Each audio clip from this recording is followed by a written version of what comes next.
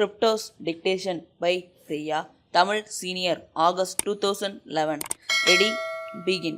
மாண்புமிகு பேரவை தலைவர் அவர்களே, நிதிநிலை அறிக்கையின் மீதான பொது விவாதத்தில் கலந்து கொண்டு உரையாற்றும் வாய்ப்பினை பெற்றதில் நான் பெருமகிழ்ச்சி அடைகிறேன்.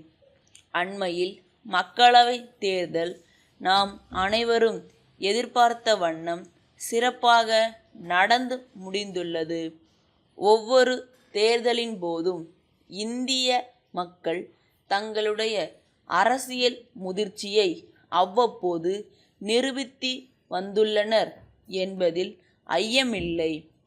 அந்த வகையில் இந்த முறையும் மக்கள் மத்தியில் ஒரு நிலையான அரசாங்கம் அமைவதற்கு மக்கள் தங்களுடைய அரசியல் கடமையை சரிவர செய்துள்ளார்கள் என்பதை நான் இங்கே இந்த சந்தர்ப்பத்தில் சிறப்பாக குறிப்பிட விரும்புகிறேன்.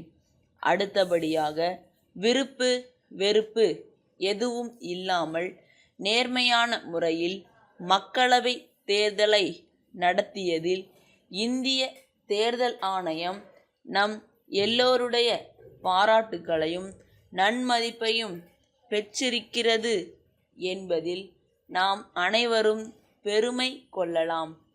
மாண்புமிகு நிதியமைச்சர் அவர்கள், இந்த அரசு ஏழைகளின் அரசாக, விவசாயிகளின் அரசாக இருக்கும் என்றும், அறிவியல் மற்றும் தகவல் தொழில்நுட்ப வளர்ச்சிக்கு அதிக முக்கியத்துவம் அளிக்கப்படும் என்றும் தெரிவித்திருக்கிறார்கள். இது உள்ளபடியே வரவேற்கத்தக்கது. தமிழகத்தை பொறுத்தவரையில் தென் மாவட்டங்களில் புதியதாக தொழில்கள் உருவாக்கப்படவில்லை என்ற ஏக்கமும் எதிர்பார்ப்பும் மக்களிடம் பெரிதும் இருந்து வருகிறது என்பதை நாம் நன்கு அறிவோம். எனவே இந்த குறையை போக்குவதற்கான வழிவகைகளை அரசாங்கம் விரைந்து காண வேண்டும் என்று இந்த நேரத்தில் நான் அன்போடு கேட்டுக்கொள்கிறேன்.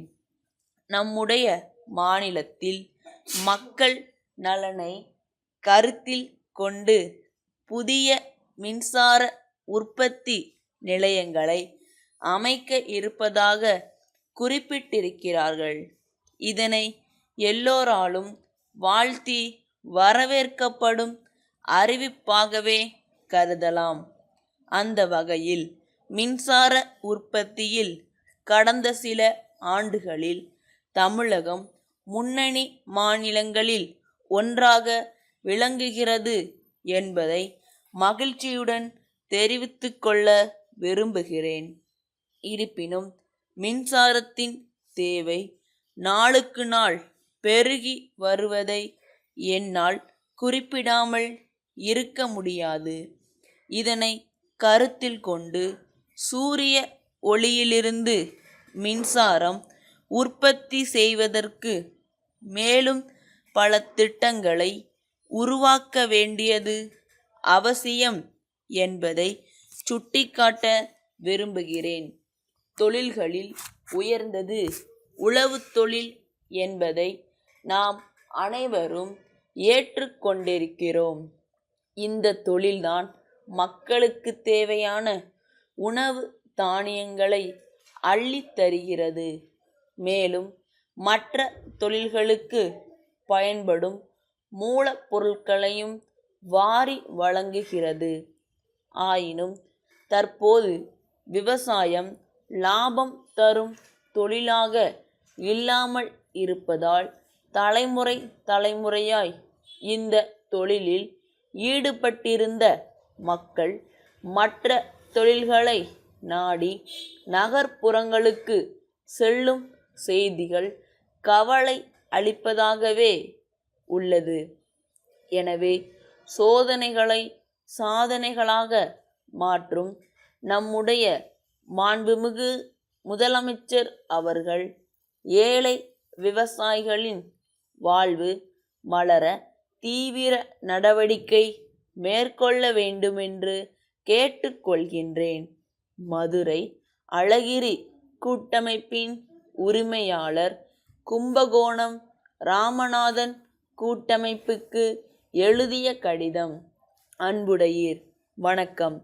கடந்த சில ஆண்டுகளில் தமிழ்நாட்டில் வண்ண மீன்கள் வளர்ப்பு தொழில் 2 மடங்காக வளர்ந்துள்ளது என்பதை மகிழ்ச்சியுடன் தெரிவித்துக் கொள்கிறோம்.